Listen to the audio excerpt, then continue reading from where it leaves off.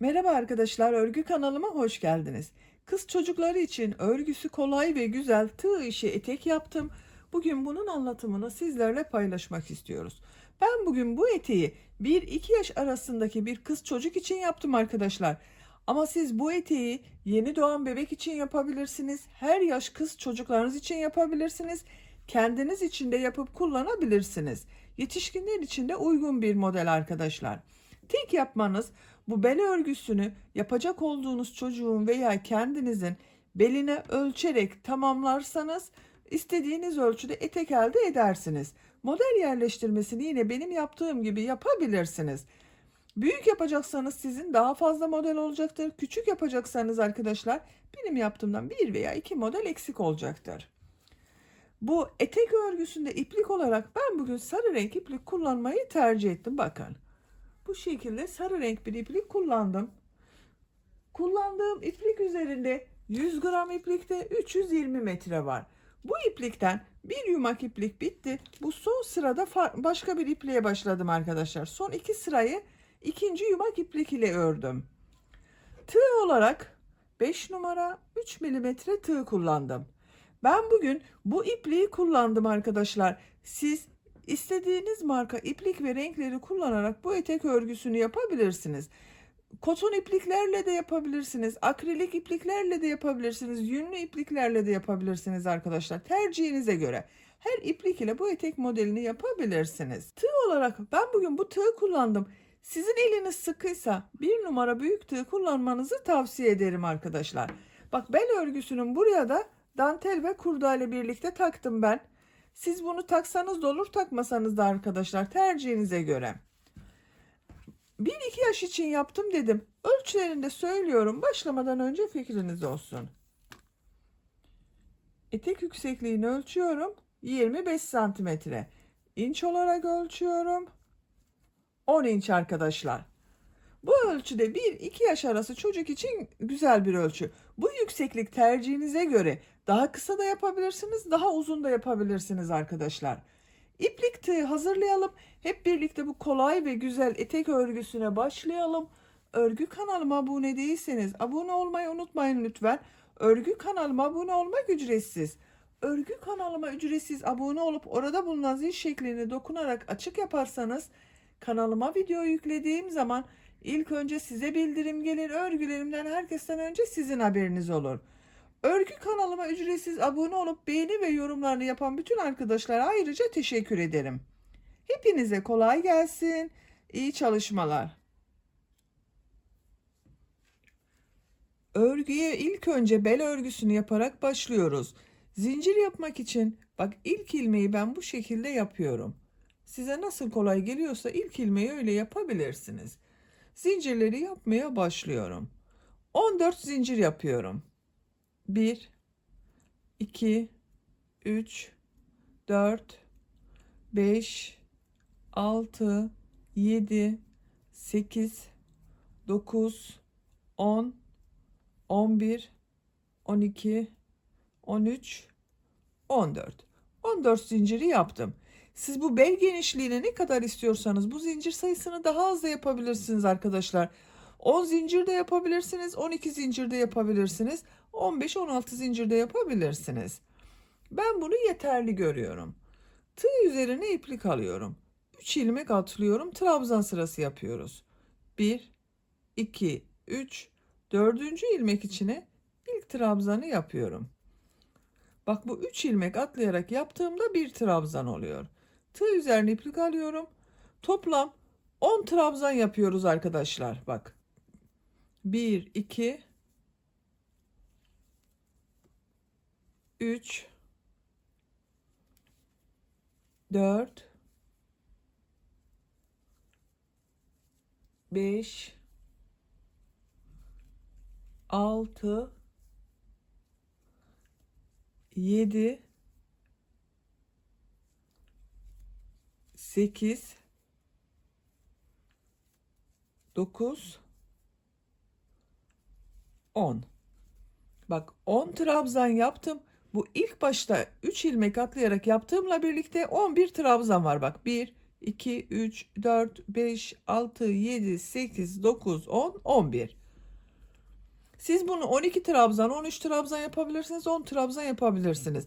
Bu bel örgüsünün genişliği olacak. Bak şu şekilde. Santimetre olarak da ölçelim isterseniz.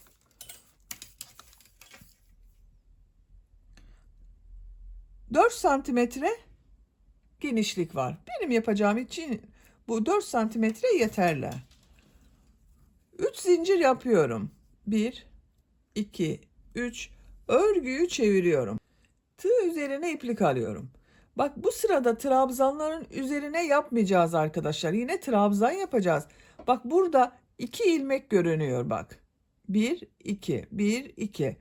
Bu diğer tarafta görünen ilmekten alarak trabzan yapacağız. Bak bu ilk ilmeği atlıyorum. Bu 3 zincir yaptık zaten, bu bir trabzan oluyor. Bak ikinci ilmeği şu şekilde alıyorum. Trabzan yapıyorum. Bak bu da bir trabzan, 2 oldu. 3. Bak şu şekilde. 2 ilmekten ikincisini alıyorum. Diğer tarafta olunan ilmeği. Trabzan yapıyorum. 2 defa da çıkardığım trabzanı yapıyorum.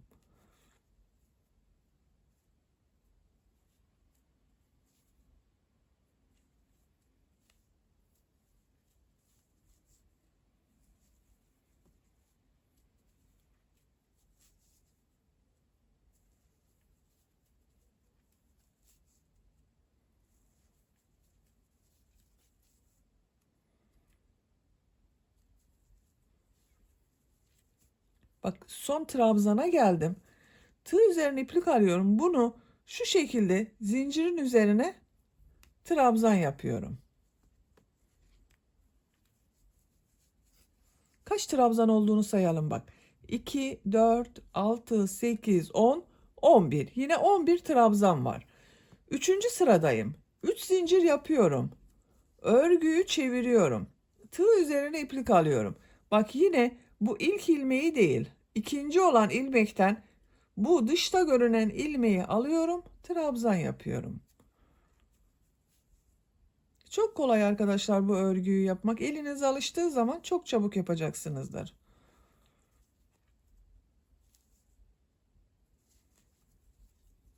Bak tekrar ediyorum. Şu şekilde yapmıyorum. Burada görünen iki ilmekten dışta görünen, dış tarafta görünen ilmeği alıyorum. Trabzan yapıyorum.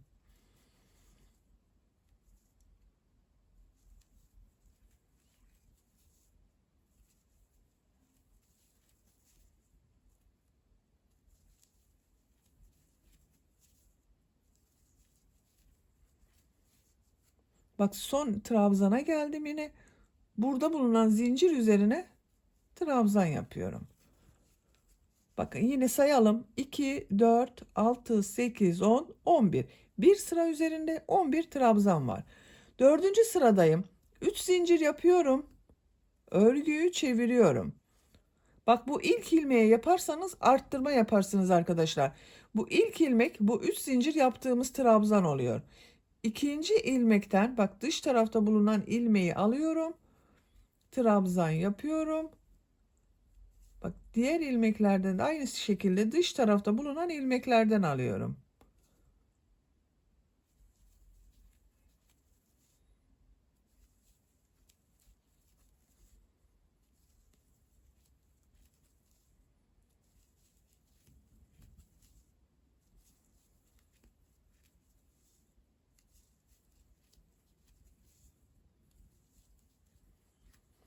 Bak sıra sonunu tekrar gösteriyorum. 3 zincir yaparak dönüş yaptım.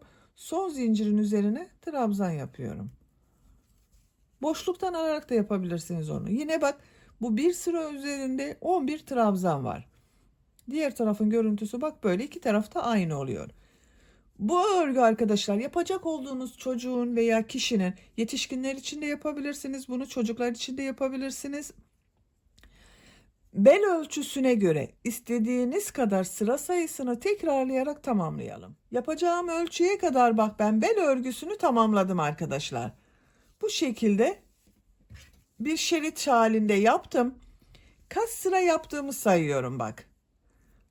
şu şekilde bak, 1, 2, 4, 6, 8, 10, 12, 14, 16, 18, 20, 22, 24, 26, 28, 30, 32, 34, 36, 38, 40, 42, 44, 46, 48, 50, 52, 54, 56, 58, 60 sıra oldu. Bu 60 sıranın kaç santimetre olduğunu ölçüyorum. Sizin elinizin sıklığına ve tığ numaranıza göre bu sayı değişir arkadaşlar, sıra sayısı. Bak, ölçüyorum. 41 santimetre. Benim yapacağım ölçü için bu yeterli. Siz bunu 41 santimetre olasıya kadar kaç sıra oluyorsa yapabilirsiniz. Veya daha büyük veya daha küçük çocuklar için yapacaksanız istediğiniz kadar tekrarlayabilirsiniz. Bak, ikiye katladığım zaman bu şekilde görüntüsü var. Şimdi bunu iki ucu birleştireceğiz.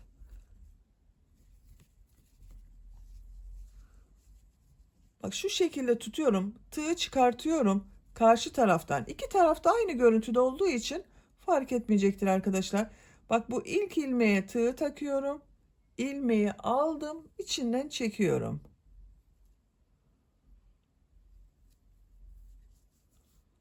İkinci ilmeğe tığı takıyorum. Karşıdan ikinci ilmeğe tığı takıyorum. İplik alıyorum.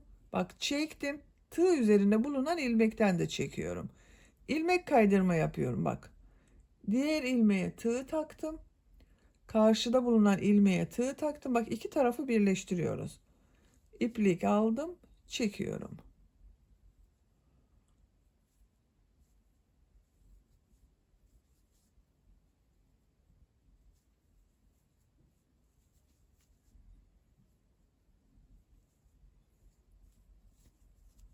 İlmekleri karşılıklı birleştiriyoruz.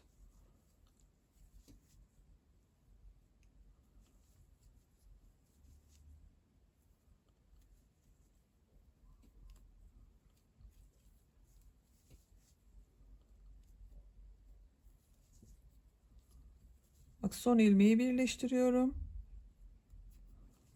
Karşıdan son ilmeğe tığ takıyorum. İplik aldım. İlmek kaydırma yaptım. Bak, birleştirme yaptığım yerin görüntüsü böyle. Diğer tarafın bak görüntüsü de bu şekilde. Bakın. Böyle oldu arkadaşlar. Elastik bir görüntüsü var. Bak, esniyor. Şimdi bunun çevresinden bir sıra sık iğne yapıyorum. Modeli başlamadan önce bir sıra sık iğne yapıyorum. Bak, bir zincir yapıyorum. Bu trabzan dönüş yaptığımız yer var bak. Buraya 2 sık iğne yapıyorum. Diğer trabzan sırasına da 2 sık iğne yapıyorum. Her sıraya 2 sık iğne yapıyorum. Tam denk geliyor. Siz eliniz sıkıysa arada 3 de yapabilirsiniz arkadaşlar.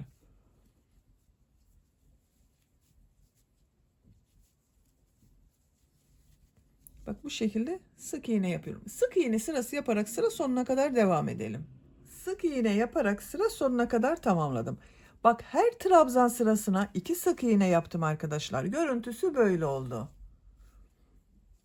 Son ilmek ile burada yaptığım ilk ilmeği ilmek kaydırma yaparak sırayı birleştiriyorum. Bakın. Şimdi model yerleştirmeye başlıyorum. 2 zincir yapıyorum. Tığ üzerine iplik alıyorum. Bak, aynı ilmek üzerine bir trabzan yapıyorum. Bu 2 zincir yaptığımda bir trabzan. Bak, 2 trabzan oldu. 2 zincir yapıyorum. Tığ üzerine iplik alıyorum. Aynı ilmek içine 2 trabzan yapıyorum. 2 trabzan, 2 zincir, 2 trabzan yapmış oluyoruz. Bak, 2 trabzan, 2 zincir, 2 trabzan oldu. Tığ üzerine iplik alıyorum. 2 ilmek atlıyorum. Bak, 3. ilmeğe popcorn modeli yapıyorum arkadaşlar. Bak, şu şekilde tığ ilmeğe taktım, iplik aldım, çektim. Bak, uzatıyorum. Çıkarmıyorum, bekletiyorum. Tekrar tığ üzerine iplik doluyorum. 4 defa yapıyorum. Bak, 1, 2, 3, 4. Bak, 4 defa bu şekilde iplik doladım. İlmek aldım, çektim. Tığ üzerinde kaç ilmek olduğuna bakalım. 2, 4, 6, 8, 9 ilmek var. Tığ üzerine iplik alıyorum. Bak bu 8 ilmekten çıkartıyorum. Son ilmek duruyor. Tekrar iplik alıyorum. Üçünün içinden bir defa da çekiyorum bak. Bir sonraki modelde tekrar gösteririz arkadaşlar. Bak tığ üzerine iplik alıyorum. 2 ilmek atlıyorum. Üçüncü ilmek içine burada yaptığım gibi 2 trabzan, 2 zincir, 2 trabzan yapıyorum. 2 ilmek atlıyorum. 2 trabzan, 2 zincir, 2 trabzan yapıyorum aynı ilmek içine.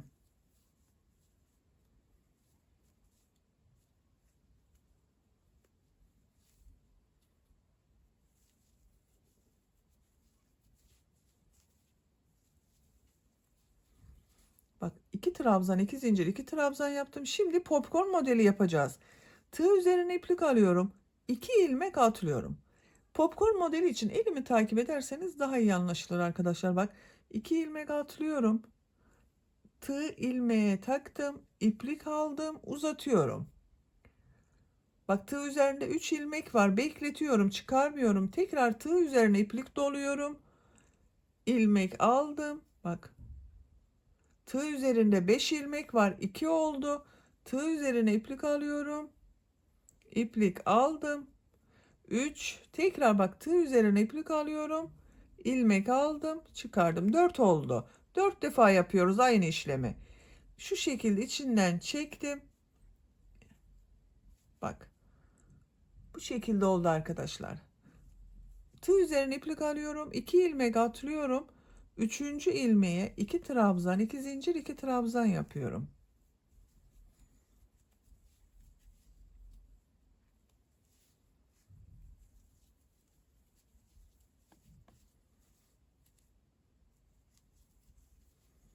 Bak aynı ilmeğe 2 trabzan, 2 zincir, 2 trabzan yaptım. Tığ üzerine iplik alıyorum. Tekrar şu popcorn modelini yapıyoruz. 2 ilmek atlıyorum. 1, 2, 3, 4. Bak 4 defa aynı işlemi yaptım. İlmek aldım. Hepsini içinden çektim. Bak son ilmekten çıkarmıyorum. Tekrar iplik alıyorum. Onu içinden çıkartıyorum. Tığ üzerine iplik alıyorum. 2 ilmek atlıyorum. 2 trabzan, 2 zincir, 2 trabzan yapıyoruz. Bak modelimiz bu şekilde oluyor. Sıra sonuna kadar devam edelim. Bir model, bir popcorn modeli yaparak bak sıra sonuna kadar tamamladım. Son olarak da bir popcorn modeli yaptım. Sıra başında bak 2 trabzan, 2 zincir, 2 trabzandan oluşan modeli başladım. Sıra sonunda popcorn ile bitirdim. Bunun birbirine devam etmesi gerekiyor arkadaşlar. Eğer iki model yan yana gelirse modeliniz güzel görünmeyecektir. Ayarlama yapabilirsiniz. Benim tam denk geldi. Eksik veya fazla gelmedi sayılar. Eğer sizin tam denk gelmediyse, popcorn modeli eksik geldiyse bu aralarda bak son sıralar aralarda bir ilmek eksik veya bir ilmek fazla yapabilirsiniz aralarda. Ama bak bu şekilde denk gelmesi gerekiyor. Modelden önce bak popcorn modeli. Bu son yaptığım modeli burada yaptığım ilk ilmek ile bak 2 zincir yaparak bir trabzan yaptım. Bununla ilmek kaydırma yaparak sırayı birleştiriyorum. Bu sırada modeller yaptım. Bak bu şekilde oldu arkadaşlar.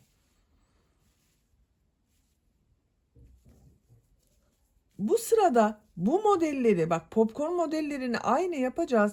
2 trabzan, 2 zincir, 2 trabzan yaptığımız modelleri 3 trabzan, 2 zincir, 3 trabzan yapacağız. İlmek kaydırma yaparak bu 2 zincirli boşluğa geçiyorum. Bak 2 zincirli boşluktayım.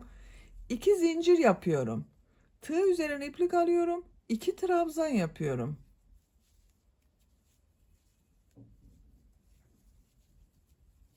2 zincirle birlikte 3 trabzan oldu. 2 zincir yapıyorum. Aynı boşluk içine bak 2 zincir üzerine 3 trabzan yapıyorum.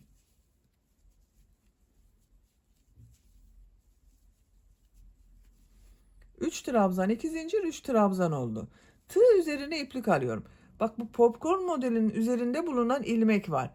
Bunun üzerine popcorn modeli yapıyorum. Yine 4 defada yaptığım popcorn modelini yapıyorum.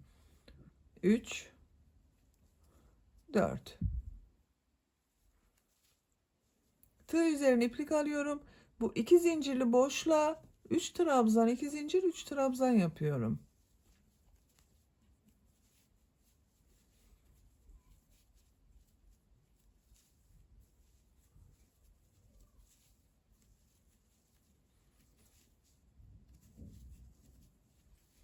Bak 3 trabzan, 2 zincir, 3 trabzan oldu. Tığ üzerine iplik alıyorum. Bak bu popcorn modelin üzerinde bulunan ilmeğe popcorn modeli yapıyorum.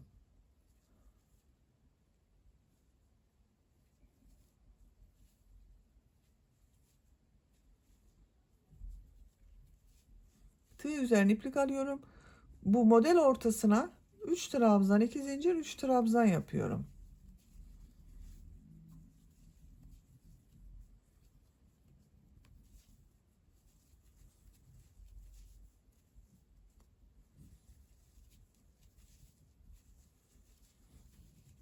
Bak bu şekilde oluyor. Sıra sonuna kadar devam edelim. Modelleri yaparak sıra sonuna kadar tamamladım. Son bak yine popcorn modeli yaptım arkadaşlar. Bu ilmek ile burada yaptığım bak 2 zincir yaparak yaptığım bir trabzan var. İlmek kaydırma yaparak sırayı birleştiriyorum. Bu sırada bak bu trabzan yaptığımız modelleri 3 trabzan, 2 zincir, 3 trabzan yaptık. Popcorn modellerin üzerine yine popcorn modeli yaptık. Bak görüntüsü böyle oluyor. Bu sıradan itibaren örgüye 3 trabzan, 2 zincir, 3 trabzan şeklinde devam edeceğiz modelleri. İlmek kaydırma yaparak bu 2 zincirli boşluğa geçiyorum. 2 zincir yapıyorum. 2 trabzan yapıyorum. Bak 3 trabzan oldu. 2 zincir yapıyorum. 3 trabzan yapıyorum.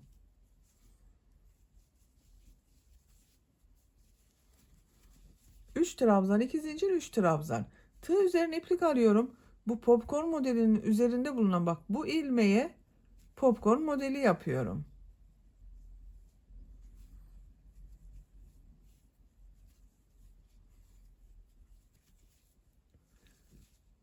Model üzerine 3 trabzan, 2 zincir, 3 trabzan yapıyorum.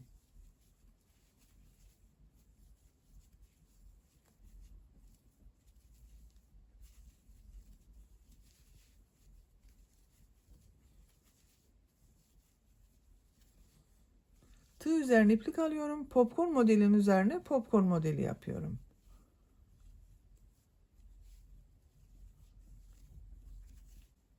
Bak. 3 trabzan, 2 zincir, 3 trabzan yapıyoruz. Popcorn modellerin üzerine popcorn modeli yapıyoruz. Sıra sonuna kadar devam edelim. İlmek kaydırma yapalım. Bak birleştirelim. Buraya da ilmek kaydırma yapalım. Yine 3 trabzan, 2 zincir, 3 trabzan yapalım. Popcornların üzerine popcorn modeli yapalım. Etek örgüsü bu şekilde devam edecek arkadaşlar. Model sırasını tekrarlayarak yapacağım ölçüye kadar tamamladım. Kaç model sırası yaptığımı sayıyorum. 2, 4, 6, 8, 10, 12, 14. Bak 3 trabzan, 2 zincir, 3 trabzan olarak devam ettim. 14 sıra olarak tamamladım arkadaşlar. Santimetre olarak ölçüyorum. 23 santimetre yükseklik var. Siz isterseniz 1-2 sıra devam edebilirsiniz örgüye arkadaşlar. Daha uzun olsun istiyorsanız örgüye devam edebilirsiniz. Ben burada bitirdim. En son bak ilmek kaydırma yaparak ilk modeliyle birleştirdim. Bu popcorn modelini. Bir zincir yapıyorum. Son sırayı yapıyoruz. Tığ üzerine iplik alıyorum. Bu iki zincirli boşluğa bak bir trabzan yapıyorum. Pıtırcık modelleri yapıyoruz. 2 zincir yapıyorum. Yaptığım bu trabzanı bak şu şekilde tığı boşluğa takıyorum. Sık iğne görünümü yapıyorum bak. Tığ üzerine iplik alıyorum. Bak aynı zincir boşluğuna bir trabzan yapıyorum. 2 zincir yapıyorum. Boşluktan alıyorum. Sık iğne yapıyorum. Bak minik pıtırcıklar oluyor. Bunun gibi 5 tane yapıyorum veya 6 tane de yapabilirsiniz.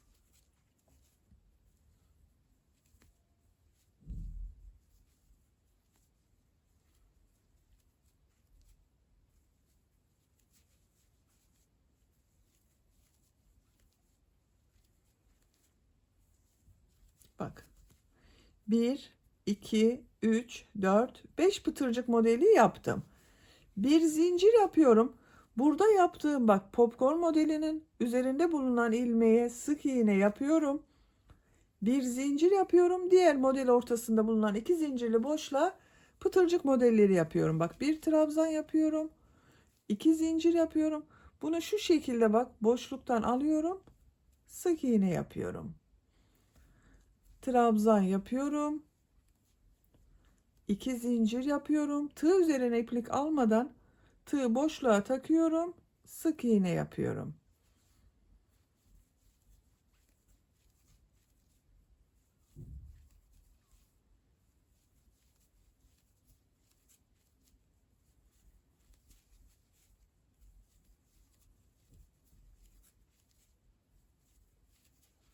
Bak 2, 4, 5 oldu. Bir zincir yapıyorum. Bu popcorn modelin üzerinde bulunan ilmeğe sık iğne yapıyorum. Bir zincir yapıyorum. Diğer modele başlıyorum. Bak bu şekilde oluyor arkadaşlar. Sıra sonuna kadar devam edelim. Modelleri yaparak sıra sonuna kadar tamamladım. Bak son yaptığım modeli bir zincir yapıyorum. Bu ilk başladığım ilmek ile ilmek kaydırma yaparak birleştiriyorum. İpliği kesiyorum.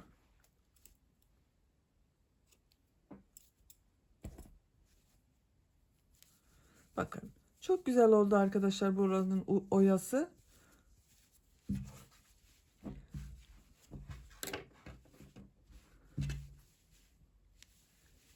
Etek örgüsünü böylece bitirmiş oldum arkadaşlar. Bu şekilde kullanabilirsiniz. Bak bel örgüsü esnek. Buraya kurdale takabilirsiniz, dantel takabilirsiniz veya ip kordon takabilirsiniz. Bitmiş olarak size ölçülerini söylüyorum.